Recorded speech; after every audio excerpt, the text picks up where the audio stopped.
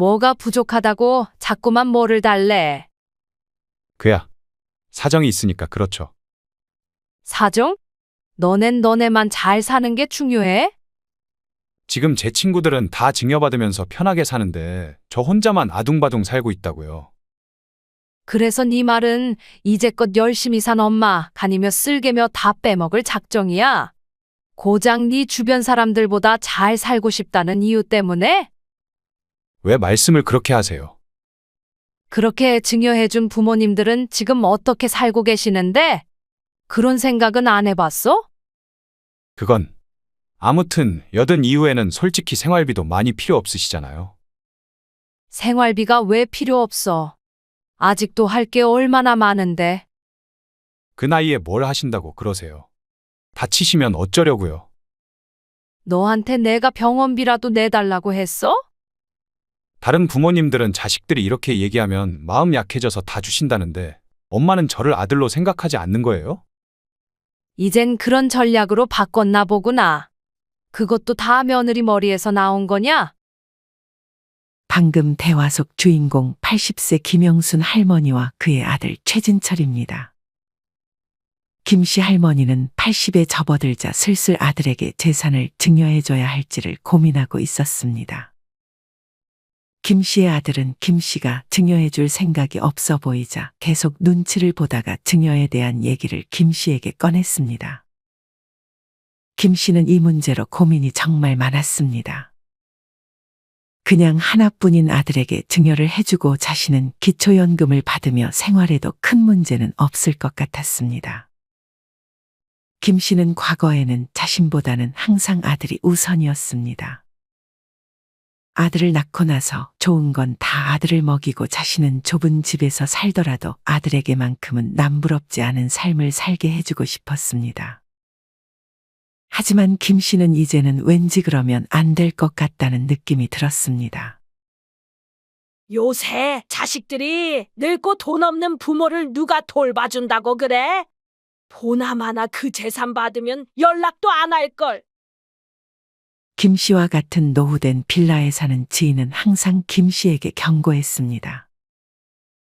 이 지인은 자식들과 연락이 끊긴 지 오래라며 자식들에게 재산을 증여하고 얼굴을 못 본 지 벌써 5년째라는 말을 매일같이 김 씨에게 했습니다. 김 씨의 아들은 김 씨가 자꾸만 증여를 미루자 점점 다양하게 전략을 바꿔가며 어떻게든 올해 안에 증여를 받고자 했습니다. 김 씨는 아들에게 재산을 넘보지 말라고 말은 했지만 속으로는 고민이 참 많았습니다. 과연 김 씨는 아들에게 재산을 물려줬을까요? 지금부터 그 이야기를 들려드리겠습니다.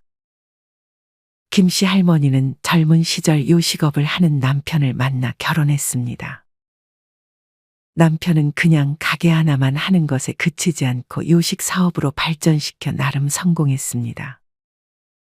하지만 김 씨는 남편이 번 돈을 한동안 만져보지도 못했습니다. 김 씨의 남편은 벌었던 돈을 다시 투자하거나 부모님과 친척들을 도와주는데 거의 다 썼습니다. 김 씨의 남편은 심지어 사촌이 빚더미에 앉게 되자 자신이 직접 나서서 그 빚을 모두 갚아주기도 했습니다. 아무리 당신이 벌었다지만 그 큰 돈을 저랑 상의도 없이 그렇게 다 줘버리면 어떡해요? 그럼 내일 당장 죽겠다는 걸 어떻게? 우리만 잘 살면 뭐해? 다 같이 잘 살아야지. 김 씨는 그렇게 다른 가정에 돈을 다 퍼주고도 반성 없는 남편을 보며 속이 썩어나갈 지경이었습니다. 당신이 이해 좀 해줘요. 김 씨의 남편은 항상 김 씨에게 이해해달란 말만 할 뿐이었습니다. 하지만 김 씨의 남편은 얼마 안가 김 씨의 말을 듣지 않은 것을 후회했습니다. 김 씨의 남편이 도와줬던 사촌이 김 씨의 남편에게 고마운 줄도 모르고 지속적으로 돈을 요구했기 때문이었습니다. 돈 같은 소리 하고 있네. 나한테 돈 맡겨놨어? 형님, 이왕 도와주시는 거 조금만 더 도와줘요. 우리 가족이잖아요. 가족 같은 소리 하고 있네. 한 번만 더 연락하면 가만히 안 둘 거야. 그리고 빚을 내가 공짜로 갚아준 줄 알아? 그 돈 내가 기필코 받아낼 테니까 그런 줄 알아. 김 씨의 남편은 무작정 금전적으로 도와주는 것이 결코 좋은 것이 아님을 이때서야 깨달았습니다. 김 씨의 남편은 그제서야 집에서 목이 다 늘어난 해진 옷을 입으며 고생하는 아내 김 씨가 눈에 들어왔습니다. 어느 순간 김 씨는 얼굴에 주름이 생기기 시작했고 별로 행복해 보이지 않았습니다. 김 씨와 남편은 결혼을 하고 아들 하나를 낳았습니다. 아들을 낳고 2년 후에 딸을 낳았지만 불행히도 김 씨의 딸은 태어난 지 1년도 채 되지 않아 세상을 떠났습니다. 김 씨와 남편은 딸을 잃고 크게 상심했습니다. 특히나 김 씨는 이 트라우마로 인해 자식을 더 낳지 말자고 남편에게 말했고 남편은 그런 김 씨를 이해해 줬습니다. 김 씨와 남편은 그렇게 하나뿐인 아들을 애지중지 키웠습니다. 김 씨는 항상 백숙 다리 2개가 있으면 남편과 아들을 줬습니다. 당신 먹어. 난 닭다리 별로 안 좋아해요. 김 씨는 당연히 닭다리를 좋아했지만 항상 남편과 아들에게 양보를 하는 성격이었습니다. 그렇게 어느덧 김 씨의 아들은 성인이 되었고 번듯한 회사에 취직까지 했습니다. 하지만 아들은 얼마 안 가 회사를 그만두고 아버지를 따라 요식업에 도전해 보겠다고 했습니다. 갑자기 웬 요식업이야? 아버지도 이 일로 성공하셨잖아요. 저도 이쪽에서 일하다가 아버지가 하시는 사업 물려받으면 좋죠. 아들은 김 씨의 남편이 하는 요식 사업을 물려받고 싶은 모양이었습니다. 하지만 이미 김 씨의 남편은 사업을 정리하고 있었습니다. 몇 년 전부터 아들에게 사업을 물려받을 것을 제안했지만 아들은 거절했고 아들이 물려받지 않을 것이라면 김 씨는 그냥 사업을 정리하는 게 나을 것이라 생각했습니다. 김 씨의 남편은 어느 정도 돈을 모았고 더 이상은 일을 하기 싫어해서 내린 결정이었습니다. 김 씨는 이 사실을 아들에게 말해줬습니다. 사업을 물려받지는 못해도 아버지한테 배울 수 있는 게 어디 한둘이겠어요? 그리고 이미 회사는 나온 상태라 다른 선택지도 없어요. 아들은 이때까지만 해도 자신만만한 듯 보였습니다. 하지만 요식업이라는 게 어디 쉬운 일이 아니었습니다. 아들은 초반 3달 동안 적자를 면치 못했고 1년 정도가 지나서야 그나마 남들이 버는 정도를 벌 수 있었습니다. 하지만 그마저도 세금을 내고 나면 남는 게 많이 없었습니다. 아들이 힘들어하자 김 씨의 남편이 2발 벗고 아들을 도왔습니다. 사업을 정리하느라 시간이 없었던 김 씨의 남편은 사업을 다 정리하자마자 아들의 가게에 거의 무보수로 들어가서 밤이고 낮이고 아들을 도왔습니다. 김 씨의 남편은 음식의 맛부터 다시 손보기 시작했고 어떻게 홍보해야 하는지 노하우를 아낌없이 알려줬습니다. 김 씨의 남편이 아들의 가게에 투입된 지 반년도 채 되지 않아 아들의 가게는 완전히 달라졌고 아들은 이제서야 숨통을 좀 틀 수 있었습니다. 잘 버는 다른 대기업 직원들이 부럽지 않을 정도로 벌기도 했습니다. 김 씨의 아들은 자신의 가게의 아르바이트생과 눈이 맞아 김 씨와 남편에게 결혼 소식을 알렸습니다. 김 씨의 남편은 이미 예비 며느리를 여러 번 본 듯 했습니다. 성격이 어떤 것 같아요? 싹싹하고 밝은 것 같아. 당신도 마음에 들 거야. 김 씨는 그런 남편의 말에 안도의 한숨을 내쉬었지만 남편의 사람을 보는 안목을 믿지는 않았습니다. 아들은 내년쯤에 결혼식을 올릴 거라고 해서 그때까지 약 1년 정도의 시간이 있었습니다. 하지만 이때부터 남편의 건강이 크게 악화되기 시작했습니다. 김 씨의 남편은 일할 때도 잠을 거의 자지 않은 적도 많았고 생활 습관이 불규칙적이었는데 은퇴를 하고도 그렇게 지내니 몸이 악화되는 것은 순식간이었습니다. 김 씨의 남편은 술과 담배는 기본이었고 매번 식사마다 맵고 짠 음식을 즐겨 먹었습니다. 어차피 오래 살 사람은 어떻게 해도 오래 살고 일찍 갈 사람은 아무리 건강 챙겨도 일찍 떠나는 법이야. 김 씨가 잔소리를 할 때면 남편은 항상 이렇게 말했습니다. 하지만 더는 남편은 이런 말을 꺼낼 수 없었습니다. 그러게 내가 관리 잘 하라고 했잖아요. 김 씨는 이제 와서 이런 말이 무슨 소용이냐며 남편을 말리지 못한 자신을 자책했습니다. 갈 때 되니까 가는 거야. 너무 속상해 하지 마. 그래도 아들 결혼은 꼭 보고 가야지. 김 씨는 아들에게 남편의 몸 상태를 알리고 결혼식을 앞당기는 게 어떻겠냐고 했지만 아들은 이미 결혼식장마다 예약이 꽉 차 있어서 그건 어려울 것 같다고 말했습니다.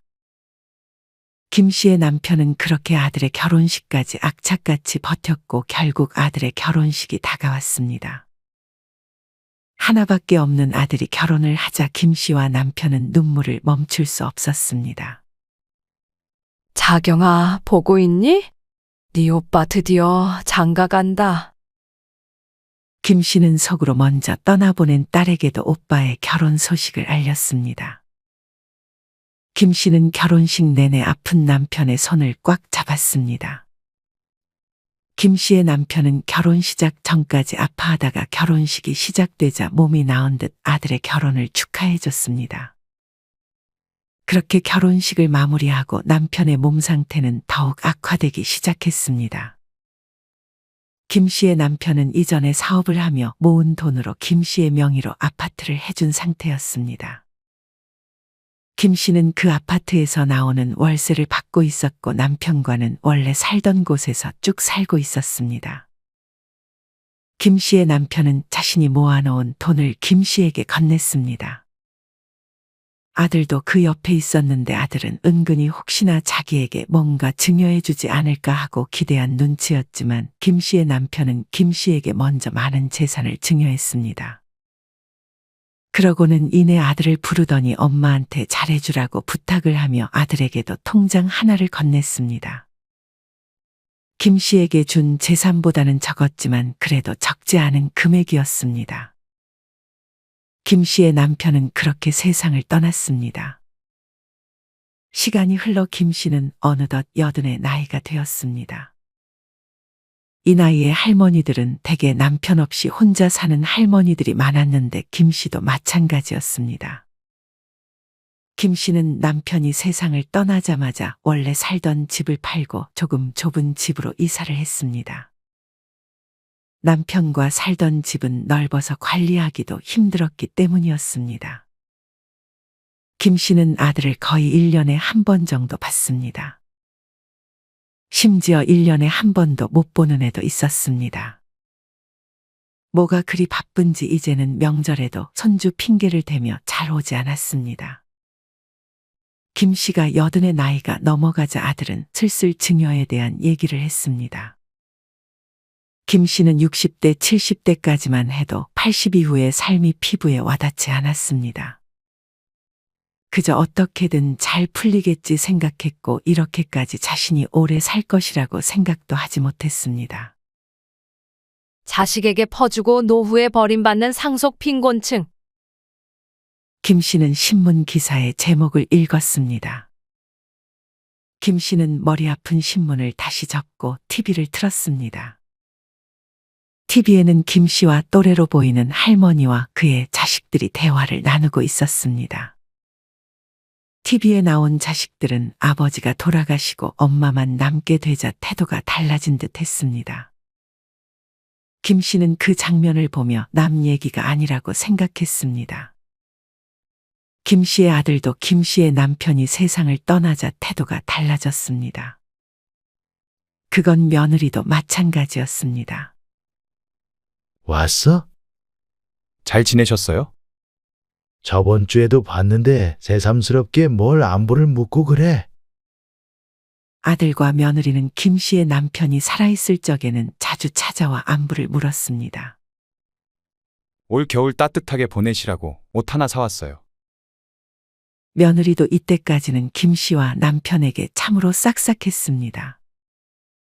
김 씨의 남편은 아픈 와중에도 그런 아들 며느리를 보며 나중에 김 씨가 홀로 남겨졌을 때도 자주 찾아와서 지금처럼만 해주면 좋을 것 같다고 말했습니다.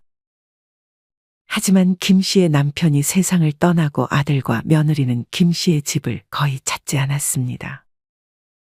명절에만 찾아오다가 그마저도 오지 않기 시작했습니다. 아마도 김 씨의 아들은 김 씨의 재산도 어차피 자기 아니면 줄 사람이 없다고 생각했는지 재산을 받으려고 별다른 노력도 하지 않았습니다. 하지만 아들은 이후 김 씨가 증여를 언제 해줄지 먼저 말을 꺼내지 않자 김 씨에게 이제 곧 80대가 되는데 슬슬 증여에 대해 얘기를 해봐야 하지 않겠냐고 가볍게 이야기를 꺼냈습니다. 돈이 효자지 자식이 효자야? 김 씨는 옆에 사는 지인의 집에 놀러가 얘기를 나눴습니다. 자식한테 재산 주면 정말 끝이라니까? 위층에 사는 최 씨가 말했습니다. 착했던 아들이 어떤 여자 만나느냐에 따라 불효보다 더한 짓들을 할 수도 있어. 자식은 절대 믿으면 안 돼. 또 그 소리야? 김 씨의 빌라에 사는 사람들은 대부분 김 씨처럼 혼자 살고 있는 독거노인들이었습니다. 김 씨는 병적으로 자식에게 재산을 물려주지 말라고 조언하는 빌라 사람들의 말을 결코 가볍게 듣지 않았습니다.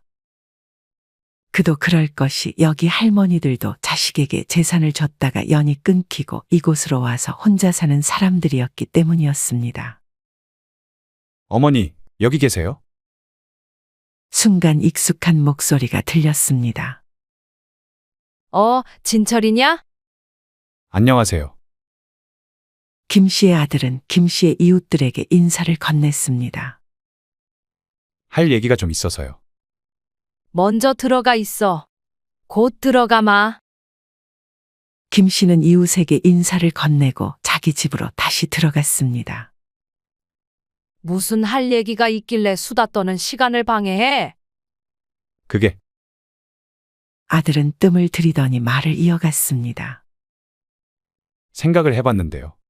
아무래도 재산이 많으면 나라에서 공짜로 주는 기초연금을 못 받는 게 너무 아깝지 않아요? 아들은 뜬금없이 기초연금에 대한 얘기를 꺼냈습니다. 갑자기 무슨 뚱딴지 같은 소리야? 실은 제 주변 부모님들은 다들 자식들한테 일찍 증여해주고 기초연금 공짜로 타드시는 분들이 많더라고요. 기초연금 그거 줘봐야 얼마나 준다고 그래? 그래도 이제 한 40만 원 가까이는 받을 수 있다잖아요. 엄마 생활비는 그 정도면 충분하지 않으세요? 부족하시면 제가 용돈도 추가로 더 드릴게요. 그게 말이 되니? 병원비만 그 정도 나가겠다. 병원비는 제가 지원해 드릴게요. 제 친구 부모님은 땅이랑 집, 재산까지 자식들한테 다 증여하고 기초연금 타먹고 계시다니까요. 그렇게 기초연금도 받으면서 자식들은 또 얼마나 효도하는데요. 사실 아들의 말처럼 의료비만 제외하면 기초연금만으로 생활이 불가능할 것도 없긴 했지만 그래도 부족하게 남은 생을 살고 싶지는 않았습니다. 언젠가 아들에게 물려주겠지만 지금은 때가 아니라고 생각했습니다. 생각은 해보마. 김 씨는 말 그대로 생각만 하겠다는 의미였지만 아들은 그 말을 긍정적으로 받아들인 모양이었습니다. 아들은 김 씨와 대화하면서도 핸드폰을 손에서 놓지 않고 누군가와 대화를 하는 듯 했습니다. 아들은 이맘쯤 요식업을 계속하고 있었고 김 씨의 남편과 마찬가지로 요식 사업으로까지 해볼 생각을 하고 있는 듯 했습니다. 그러면 꼭 필요한 것이 바로 김 씨가 증여해줄 돈이었습니다. 지금 하는 것만 해도 잘 먹고 잘 살았지만 아들은 주변에 자기보다 더 잘 사는 사람들과 비교하며 더 큰 성공을 꿈꿨습니다. 김 씨의 아들은 실행력은 좋았지만 잔머리가 좋은 스타일은 아니었습니다. 김 씨의 아들은 갑자기 어디서 꾀가 생겼는지 기초연금을 들먹이며 증여에 대한 얘기를 꺼냈는데 김 씨는 이게 혹시 며느리의 머리에서 나온 생각은 아닌지 의심했습니다. 하지만 아직 확실한 증거는 없어 괜히 며느리를 의심하지는 않기로 했습니다. 기초연금? 푼돈 받아먹자고 자식들한테 모두 주고 임대 아파트에서 거지 생활하는 노인들이 바로 우리 옆 동네에 사는 사람들이야. 정신 차려야 돼. 김 씨의 이웃은 다시 한번 김 씨에게 경고했습니다.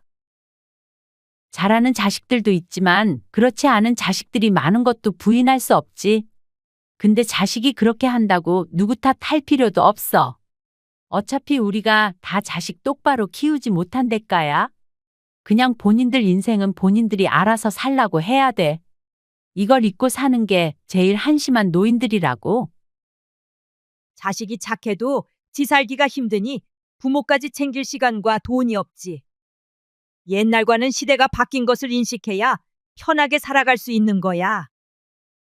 그래도 며느리는 꽤나 싹싹하다며? 효자 아들도 마누라 잘못 만나면 불효자 되는 거 시간 문제야. 며느리를 잘 얻어야지. 김 씨는 이웃들과의 대화에 부정적인 마음만 생겼습니다. 김 씨는 그래도 아직 몸이 건강했습니다. 김 씨의 하루 일과 중 하나는 매일 오후가 되면 햇빛을 맞으며 산책을 하는 것이었습니다. 김 씨는 사실 이렇게 걸을 수 있다는 것만으로 감사해하고 있습니다. 산책을 하던 김 씨는 같은 시간에 산책을 하는 현 씨 할머니와 잠깐 벤치에 앉아 쉬며 대화를 나눴습니다. 현 씨 할머니는 김 씨보다 2살 많은 82살이었습니다. 현 씨 할머니도 마찬가지로 남편과는 사별한 상태였습니다. 김 씨는 항상 현 씨를 언니라고 불렀습니다. 언니, 저번에 아들 찾아왔었다고 하지 않았어? 사업자금 필요하다고 상가 팔아서 지원해달라고 했었잖아. 그거 어떻게 됐어? 나 죽거든 가져가라고 했어. 내 주변 친구들 보니까 재산 다 주고 자식들 눈치 보며 사는 사람들만 가득했는데 내가 어떻게 그걸 주겠어? 그 친구들 어떻게 사는 줄 알아? 생활비 받으려고 전화도 못하고. 난 절대 그렇게 살고 싶지 않아. 아들은 서운해 안 해? 처음에는 서운해했지.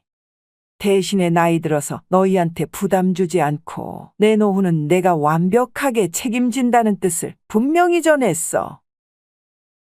현 씨는 현재 임대료만으로 200만 원 정도의 수입이 있었습니다. 내 돈으로 하고 싶은 거 하면서 잘 살고 있어. 손을 안 벌리니 자식들 얼굴 보기도 편하고 가끔 손주 용돈도 주고 요즘은 오히려 자식들이랑 관계가 더 좋아졌지. 김 씨는 여러모로 이때부터 재산 증여는 살아있을 적에 하지 않는 것이 옳을 수도 있겠다는 생각이 차츰 들었습니다. 산책을 갔다 온 김 씨는 낮잠을 잘 준비를 하고 있었습니다. 그때 아들이 며느리와 함께 김 씨의 집을 찾아왔습니다. 간만에 본 며느리는 헤어스타일을 바꿨는지 알아보기 힘들었습니다. 이 시간에 웬일이야? 가게 출근 안 했어? 오늘 하루 휴무예요. 근데 무슨 일이야? 김 씨는 명절에도 오지 않던 며느리가 오자 기분이 썩 그렇게 좋지는 않았습니다. 엄마, 증여에 대해서 조금 생각해 보셨어요? 생각해봤는데 아직은 때가 아닌 것 같다. 아들은 속으로 한숨을 쉬더니 이내 말을 이어가기 시작했습니다. 저희 주영이 이번에 학원 들어갔는데 글쎄 선생님이 주영이 보고 영재래요. 주영이가? 머리가 좋대? 그렇다니까요. 근데 엄마도 아시겠지만 학원비도 만만치 않고 나중에는 유학도 보내줘야 할 수도 있는데. 아들은 다시 한번 전략을 바꿔 이제는 손주 핑계를 대기 시작했습니다. 그래서라뇨.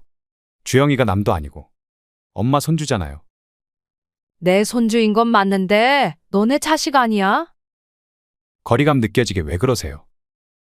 너네 주영이 학원비 내줄 돈은 충분하잖아. 그건 요새 학원비가 좀 비싼가요? 며느리는 할머니의 말에 어버버하는 아들을 대신해 자기가 말을 하기 시작했습니다.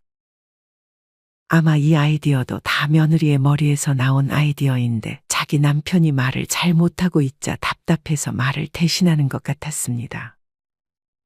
어머님, 저희가 앞으로 주영이 유학도 보내고 미국에 있는 대학도 보내려면 돈이 필요해요. 자금에 맞게 저희도 계획을 세우죠. 이대로 주영이 재능도 펼치지 못하게 놔두실 거예요? 며느리는 김 씨에게 마치 손주가 나중에 잘못되면 김 씨 탓을 하려는 듯한 말투로 압박했습니다. 김 씨는 바로 대답을 하지 못하고 바람을 쐬러 잠깐 밖으로 향했습니다. 머리 아프다. 나 한 바퀴만 돌고 오마. 김 씨는 그렇게 밖으로 나왔지만 날이 금세 추워져서 겉옷을 챙기러 안으로 들어왔습니다. 그때 아들과 며느리가 방에서 대화하는 소리가 들렸습니다. 김 씨는 그곳으로 살금살금 걸어가 아들과 며느리의 대화 소리에 귀를 기울였습니다. 똑바로 못해? 미안해. 당신이 강하게 안 나가고 자꾸 한 발 뒤로 빼니까 저 노인네가 자꾸 망설이는 거 아니야. 손주 얘기하면 바로 넘어올 줄 알았는데 왜 저렇게 고집이 세지셨어? 원래 내가 얘기하는 건 다 들어주셨는데. 원래 낳을 생각 없었는데 저 노인네 재산 때문에 애 낳은 거 있지 않았지? 아파트 못 물려받으면 알아서 해. 집에서 나가버릴 거니까. 애는 당신이 키우든지 말든지. 뭐? 아무리 그래도 당신 배에서 나온 당신 자식인데 말을 왜 그렇게 함부로 해? 당신이 애만 낳으면 더 일찍 재산 받을 수 있을 것 같아서 애 낳은 거 아니야. 대화를 들어보니 며느리에게 손주는 그저 재산을 물려받기 위한 수단 그 이상 그 이하도 아닌 것 같았습니다. 김 씨는 분노했지만 바로 행동하지는 않았습니다. 우리 부모님 재산 형제들이랑 나누는 것도 억울해 죽겠는데. 하필 남자애가 아니고 여자애가 나오는 바람에 자식이 아니고 아주 짐이야 짐. 며느리 입에서 나온 말들은 아주 가관이었습니다. 며느리는 남자아이가 아닌 여자아이를 낳아서 사돈에게 재산을 조금밖에 물려받지 못하고 남자아이를 낳은 다른 형제에게 더 많은 재산이 간 것을 배아파하고 있었습니다. 당신이 외동이라 결혼한 거야.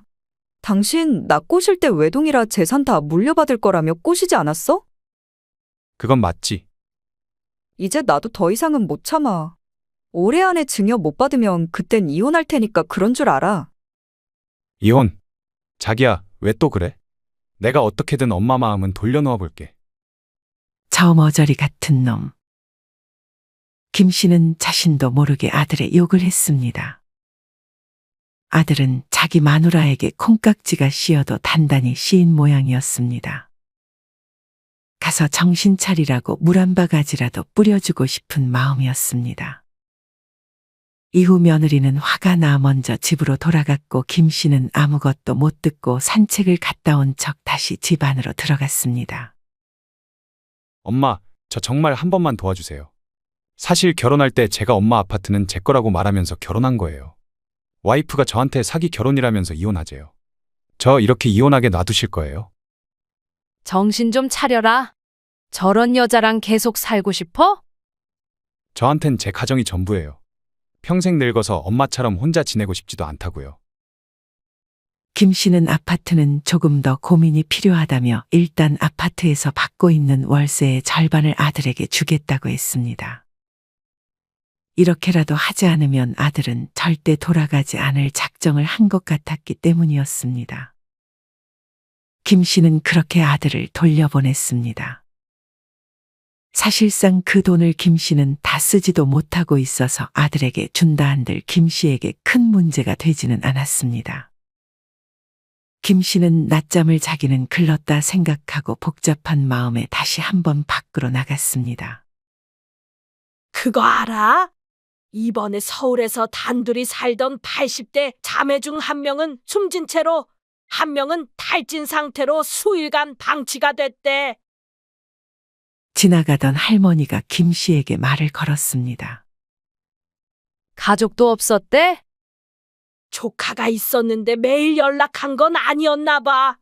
5일이 지나서 연락이 없자 그제서야 신고한 모양이야.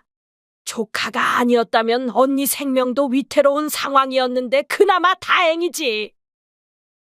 관련된 뉴스를 찾아보니 치매인 언니는 결혼을 하지 않아 가족이 없었던 것 같았습니다.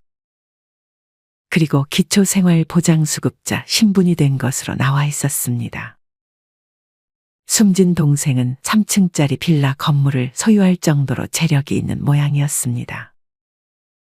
하지만 불행하게도 이들은 최소 5일 이상 관할 지자체 담당 직원의 시야에서 벗어나 있는 상태였습니다. 연락하던 조카가 있다는 이유로 매일 안부를 묻지 않았던 것으로 파악이 됐습니다. 돈이 많아도 이런 꼴을 당하다니. 김 씨는 이 이야기를 듣고는 내심 자기도 이렇게 되지 않을까 두려웠습니다. 아직 복지 사각지대의 노인분들이 참으로 많은 것 같았습니다. 대화 중에 김 씨의 옆으로 어느 80대 할아버지가 지나갔습니다. 할아범, 어디 다쳤어요? 김 씨가 말을 건 80대 강 씨 할아버지는 이 동네에서 가장 건강하고 나이에 비해 젊었던 할아버지였습니다. 그러던 할아버지가 몸이 불편한 듯 이상한 자세로 걷고 있었습니다. 잔디밭에 들어갔다가 미끄러졌어. 며칠 전에 비가 왔었는데 그만 잔디가 젖은 상태라는 것을 간과하고 지나갔다가 넘어졌지 뭐야. 안 좋은 일은 한 번에 일어난다고. 그리고 나서 화장실 미끌미끌한 비누기에 두 다리를 벌린 채 또 한 번 미끄러졌어. 지금 화장실에 깔 매트라도 하나 알아보러 가는 중이야. 문지방이나 전깃줄 같은 것도 조심하고 젖은 인조대리석이나 낙엽들도 다 조심해야 돼. 병원에 가보셔야죠. 병원에 가봤자 돈만 나가는데 무슨 병원. 좀 있으면 나을 거야. 김 씨는 그렇게 말하는 할아버지를 걱정했습니다. 김 씨와 말을 하던 할머니 최 씨는 자기 지인을 보러 가자며 김 씨를 어딘가로 데리고 갔습니다. 김 씨의 집에서 가까웠지만 한 번도 가본 적은 없었던 아주 허름한 동네였습니다. 여기 우리가 도와야 할 사람들이 아주 많아. 나왔어. 집에 있어? 최 씨는 익숙하게 집에 들어가 집주인을 찾았습니다. 보아하니 온수시설도 없고 단독 화장실도 없는 집 같았습니다. 게다가 난방시설이 불량해 겨울에는 추위로 여름에는 폭염으로 고생해야 할 집 같아 보였습니다. 그 집 주인은 방에서 조촐하게 밥 먹을 준비를 하고 있었습니다. 사연을 들어보니 사회생활 경험이 많이 없는 분인 듯 싶었고 보이스피싱을 당해 잘 살고 있던 집을 팔아 여기로 온 지 5년이 되었다고 했습니다. 김 씨는 안타까운 표정이 절로 지어졌습니다. 이 집뿐 아니라 여기 대부분의 집에 사는 김 씨와 비슷한 또래들의 할머니들은 사기를 당하거나 자식에게 재산을 물려줬다가 연이 끊기고 혼자 힘들게 살아가고 있었습니다. 이렇게 직접 힘들게 사는 할머니들을 보니 김 씨는 정신이 바짝 차려지는 것 같았습니다. 김 씨는 다시 집으로 와서 일단 낙상 사고를 피하기 위해 집을 변화시키기로 했습니다. 낙상 사고는 집이 제일 위험하다는 말을 들었고 특히나 겨울이 아닌 활동량이 많은 봄에서 가을 사이에 낙상 사고가 많이 일어난다는 사실도 인지했습니다. 김 씨는 강 씨 할아버지의 조언대로 화장실에 미끄럼 방지 매트를 깔고 밤에는 작은 조명을 설치했습니다. 발에 걸릴 수 있는 전깃줄은 치웠고 빌라 입구에 젖은 낙엽들도 다 치웠습니다. 하지만 건강했던 김 씨 할머니도 노화를 이기기는 힘들었습니다. 김 씨 할머니는 어느 날 병원에서 골관절염의 골다공증 진단을 받았고 만성질환 및 우울장애 판정까지 받았습니다. 김 씨는 해가 갈수록 의료비가 더 나갔고 65세부터는 연간 진료비만 500만 원, 80대가 되고 나서는 연간 700만 원의 진료비가 나갔습니다. 무엇보다 치아 관리에 신경 쓰지 못해 치아에도 돈을 많이 써야 했습니다. 김 씨는 어디 돌아다니는 것도 좋아했지만 아프니까 만사가 다 귀찮았습니다. 하지만 김 씨는 이럴 때일수록 정신을 바짝 차려야 한다고 생각했습니다. 김 씨는 이때 처음으로 전문가에게 상담을 받았습니다. 지금 나가는 생활비와 의료비, 약값, 공과금 같은 것을 내려면 앞으로 얼마 정도가 있어야 하는지에 대해서도 상세하게 설명을 들었습니다. 어떻게든 되겠지 생각하는 게 아니라 전문가를 만나 정말 제대로 설명을 들었습니다. 상담을 해준 전문가는 자식에게 아파트를 절대로 물려주지 말고 그 집에 들어가 주택연금을 신청하던지 아니면 팔아서 조금씩 사용을 하라고 조언했습니다. 김 씨는 이 상담을 계기로 아파트는 아들에게 물려주지 않기로 다짐했습니다. 김 씨는 아들과 연을 끊길 각오까지 했습니다. 김 씨는 아들에게 이 소식을 말했습니다. 아들은 그런 김 씨의 말을 듣고 노발대발했습니다. 그래서 네 말은 이제껏 열심히 산 엄마 가니며 쓸개며 다 빼먹겠다는 거야? 왜 말씀을 그렇게 하세요? 여든 이후에는 솔직히 생활비도 많이 필요 없으시잖아요. 생활비가 왜 필요 없어? 아직도 할 게 얼마나 많은데. 그 나이에 뭘 하신다고 그러세요? 다치시면 어쩌려고요? 너한테 내가 병원비라도 내달라고 했어? 다른 부모님들은 자식들이 이렇게 얘기하면 마음 약해져서 다 주신다는데 엄마는 저를 아들로 생각하지 않는 거예요? 이젠 그런 전략으로 바꿨나 보구나. 그것도 다 며느리 머리에서 나온 거냐? 김 씨는 자신의 상황을 전부 설명했지만 아들은 여전히 자기의 입장만 말할 뿐이었습니다. 멍청하게 며느리에게 휘둘리지 말고 살아. 이 집은 이제 더 이상 안 와도 좋다. 김 씨는 이미 아들과 연을 끊을 각오까지 한 상태라 아들에게 단호했습니다. 그리고 김 씨는 얼마 안가 그 아파트를 처분하고 충분한 돈을 남기고 나머지는 어렵게 사는 이웃들을 위해 봉사했습니다. 아들이 바뀔지는 모르겠지만 더 이상 김 씨 할머니에게 재산 증여에 대해 얘기를 꺼내지 않는 것을 보면 아들도 이제는 며느리의 말을 100%다 듣지는 않는 것 같았습니다. 김 씨는 아들에게서 신경을 끄고 요새는 봉사하는 낙으로 하루하루를 행복하게 지내고 있습니다. 김 씨의 마을에 경로당이 하나 생겼고 김 씨는 그곳에 냉장고와 세탁기도 기부했습니다. 김 씨는 또래의 할머니들과 옹기종기 모여 노래를 불렀습니다. 노래 솜씨가 좋았던 김 씨는 어느덧 노래 교실의 강사가 되어 아주 조금이지만 소에게 돈도 받으며 그렇게 행복한 하루하루를 살아가고 있습니다. 여러분은 이런 김 씨의 이야기를 어떻게 들으셨나요? 만약 김 씨가 아들에게 마음이 약해져 재산을 미리 증여했다면 그 결말이 참으로 끔찍했을 것 같습니다. 많은 할머니들이 80대가 되면 대부분 남편과 사별을 한다고 합니다. 그리고 재산을 전부 자식들에게 물려주면서 정말 힘들게 살아가는 분들이 많다고 합니다. 80대가 되면 경제적인 활동이 아무래도 힘들게 되는데 이것보다 자식들 걱정만 앞서서 재산을 물려주는 분들을 보면 참으로 안타까운 마음이 느껴집니다. 심지어 기초연금을 받으려고 자식들에게 재산을 다 물려주고 힘들게 사시는 분들을 보면 안타까우면서도 그렇게 하는 게 나라를 위해서도 별로 좋은 방법은 아니라는 생각이 듭니다. 오늘은 조금은 뻔한 재산 관련된 주제의 이야기를 소개해 드렸습니다. 하지만 자식들과의 재산 문제는 그만큼 중요하기 때문에 여러분은 정말 재산을 목숨같이 지켜야 합니다. 재산을 미리 물려주고 피눈물 흘리는 부모님들이 많습니다. 만약 자식들의 부탁에 마음이 약해질 때면 언제든 이 이야기를 다시 들으러 오시길 바랍니다. 여러분은 오늘 이야기 속 주인공 김 씨 할머니가 잘했다는 생각이 드시나요? 이와 관련하여 여러분의 자유로운 생각들을 댓글로 남겨주세요. 이상으로 오늘의 영상을 마치겠습니다. 우리 모든 구독자분들의 행복한 여생을 응원합니다. 다음에 더 흥미로운 이야기로 찾아뵙겠습니다. 감사합니다.